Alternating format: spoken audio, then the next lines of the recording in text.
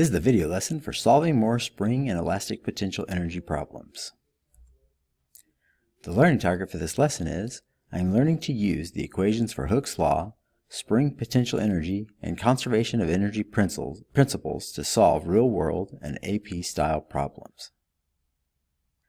The success criteria for this lesson are, I can use Hooke's law, spring potential energy, and the principles of conservation of mechanical energy to solve real-world problems. And I can use mathematical reasoning with Hooke's law, spring potential energy, and the principles of conservation of mechanical energy to solve AP-style problems. Okay, example 1. This is from the textbook. A pogo stick with a spring force constant of 2.5 times 10 to the 4th newtons per meter, which can be compressed 12 centimeters, which is 0.12 meters, to what maximum height can a child jump on the stick using only the energy in the spring if the child and stick have a total mass of 40 kilograms? Okay, so let's draw a little diagram here so we can see what we're talking about. So I'm not going to draw the whole pogo stick, I'm just going to draw the spring. So here's the ground. So the spring has an unstretched height, or an unstretched height like this. And then when the spring is compressed, its height is 0.12 meters. So then when this child is standing on the pogo stick, the spring is compressed like that. And then when the spring uncompresses, it returns to its equilibrium position. It's more like that, and it has a certain height, which we'll call y. So we're trying to figure out what this y is. We want to know what that y is. Okay, so this is basically a conservation of energy problem. So we have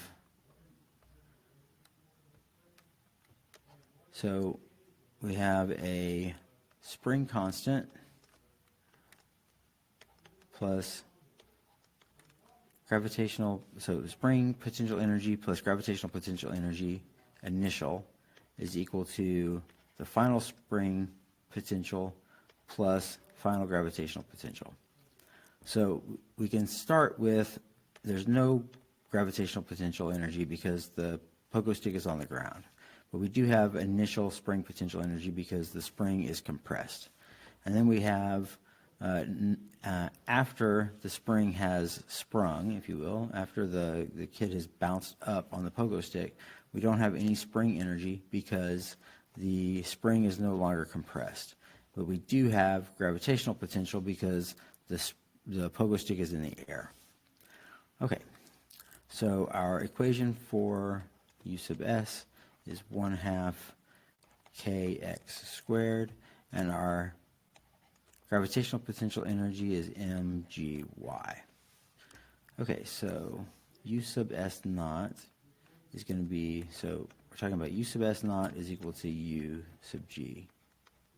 So U sub s naught is 1/2 times 2.5 and 0 times 10 to the 4th newtons per meter times our compression, which is 12 centimeters or 0.12 meters. Everything has got to be in meters, not centimeters. And that's equal to the mass of the child and pogo stick total, so that's 40 kilograms, times g, which is 10 meters per second squared, and then we're looking for y. Okay, so we can simplify all of this. So I'm going to put y on the left side of the equation. So we have y is equal to, say, 0.5 times 2.50 times 10 to the 4th times 0.12 divided by 40 times 10. All right, so when we do all those calculations, we end up with y is equal to, okay, I forgot to square the 12.12 meters. Okay, y is equal to 0.45 meters.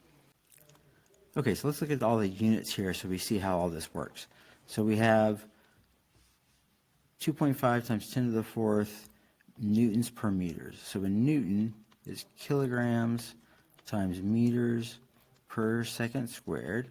And then this is divided by meters. So we end up with times 1 over meters. And this is times meters squared. So this is newtons per meter. So here's newtons. This is newtons. This is per meters. And then times meters squared. And then divided by, we have kilograms times meters per second squared. Okay, so we can do some quick math right here. So these meters cancel, and then so simplifying, we have kilograms times meters squared per second squared, and then I'm going to flip the denominator. I'm going to multiply times the reciprocal of the denominator. So we have times second squared over meters times 1 over kilograms. So our seconds cancel, our kilograms are gone, and we have only one factor of meters left, which is correct. Okay, example number 2, this is an AP style problem. This is like an old AP problem. So we have a 10 kilogram block at a height of 2 meters, slides down a frictionless ramp and collides with a spring with stiffness 100 newtons per meter. So this is K, 100 newtons per meter. How far will the block compress the spring? So again, this is a conservation of energy problem. So we've got we're going to figure out the gravitational potential here, and we're going to figure out the spring potential here. So we're going to use gravitational potential energy plus spring potential energy. So initial gravitational potential plus initial spring potential is equal to the final gravitational potential plus the final spring potential. So to start with, we don't have any spring potential energy because the spring is not compressed or stretched, it's just at its equilibrium position. And then when the block gets down here to its final position at the bottom, we don't have any gravitational potential energy. We only have spring potential energy because once the block gets down to the bottom, the spring is compressed. So the block pushes the spring and compresses it down. So our gravitational potential energy at the top is, so UG is mgy, and U sub s is 1/2 kx squared. So UG naught is equal to U sub s. So UG naught is the mass, 10 kilograms, times g, 10 meters per second squared, times y, which we don't know, and then the problem is called h. So we're going to change this to h, and that's equal to U sub s, which is 1/2, so 0.5 times our k, which is 100 newtons per meter, and then, oh, we do know h, I'm sorry.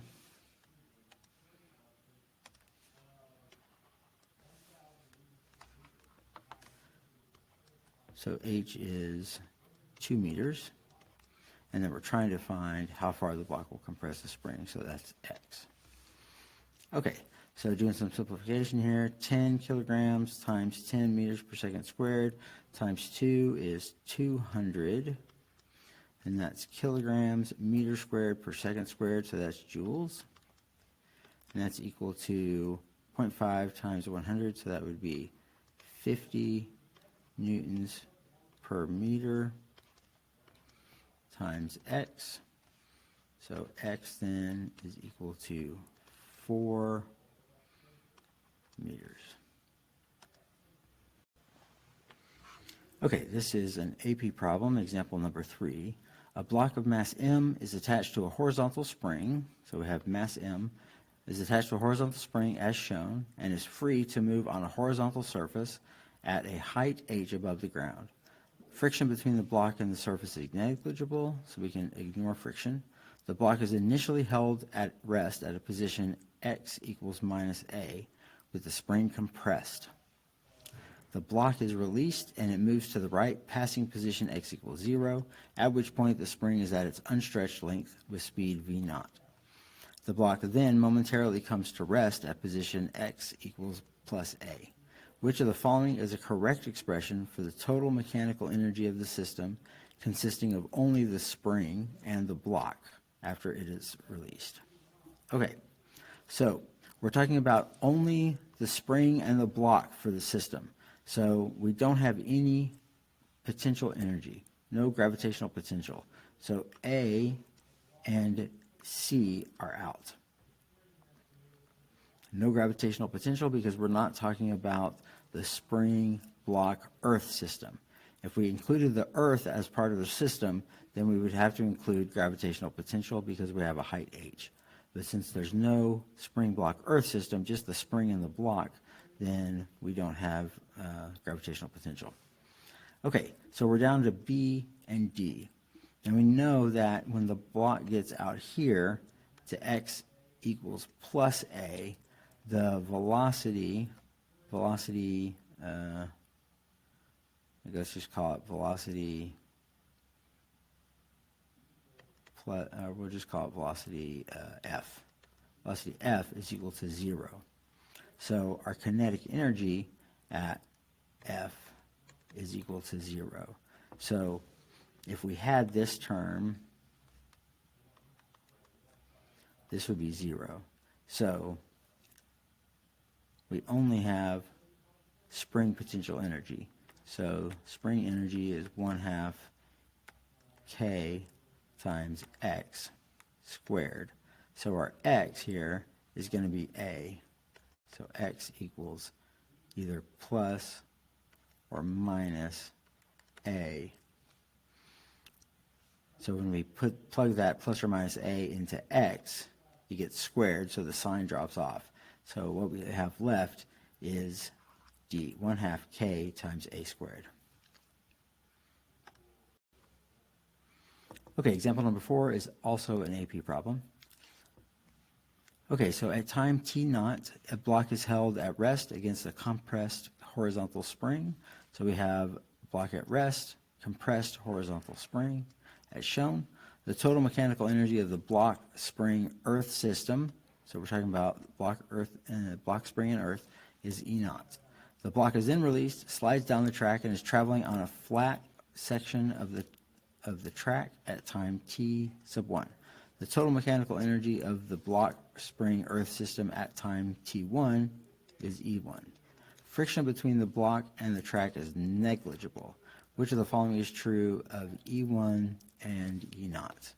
Okay, so we have negligible friction, so there's not going to be any loss of energy. So no loss of energy.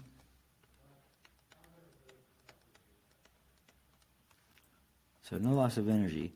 So all of the energy converted up here. So we have up here we have spring energy, we have gravitational potential energy. Down here, all we have is kinetic energy. So all of the spring energy, all the spring potential energy, and all the gravitational potential energy should be turned into kinetic energy. And since there's no loss of energy, E sub 1 should equal E naught. So the answer is B. Okay, so what have we learned in this lesson? We learned about using spring potential energy. So use the spring constant and deformation to determine how much potential energy a spring has. We learned about using the principles of energy conservation. So use energy conservation principles to determine the desired answer. And we learned that if there's no external work, there's no loss of energy. So if there's no work done outside of the system, the total energy of the system remains the same. Thanks, everyone.